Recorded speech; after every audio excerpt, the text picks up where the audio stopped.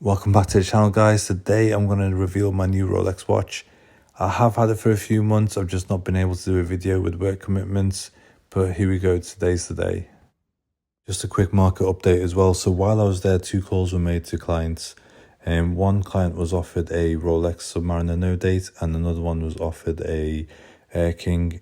Interestingly, both clients declined the watches. They did say to call back maybe at a later date, but it seems like now they may not be in a financial position, which they may have been on before, to buy the watches.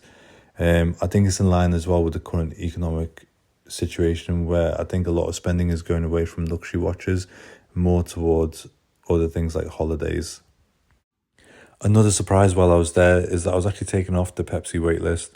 So let me just quickly explain what my purchase history is. So from my first AD, I picked up a Rolex Datejust 41, Jubilee bracelet, smooth bezel, rhodium dial. Realized I wasn't getting any further with this particular AD, so I changed ADs to my current one. Picked up the right Datejust, which I realized with time, which is the Rolex Datejust 41, Jubilee bracelet, rhodium dial, but with the fluted bezel. After that, I picked up a Rolex GMT Master 2 CH&R root beer. After that, it was the Rolex GMT Master 2 BLNR Batman Batgirl. So when I picked up this watch, I was told it's a bit of a conflict to be on the Pepsi list because they're very similar watches. The only way around it is to go onto the Pepsi Oyster bracelet list, which for me was no problem. I actually prefer the Pepsi on an Oyster bracelet, and I've got a Jubilee bracelet, so I can interchange between the two. That's not an issue. So yeah, and then when I came to pick up this watch, which I'm going to reveal, I was then told I'm no longer on the Pepsi list, simply because the supply of the Pepsi is going down and down.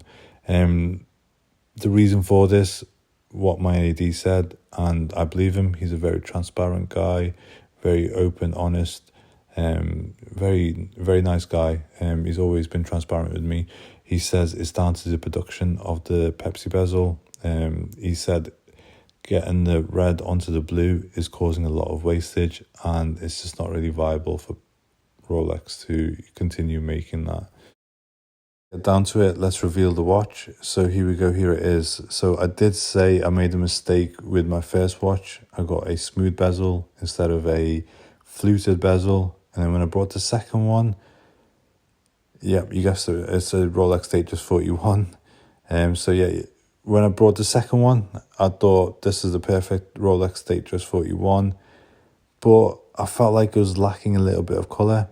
Even though no colour has its own monochrome vibe to it, I felt like it just needed some colour, but there was no colour that was appealing to me. I always thought if they release a green one, I would like it. In my head, it was going to be an olive green, but they came out with a mint green.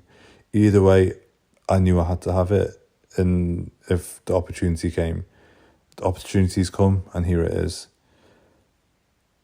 I am going to do a more in-depth video about this watch, especially how I think it's actually a lot better than a lot of the sought after sports models out there.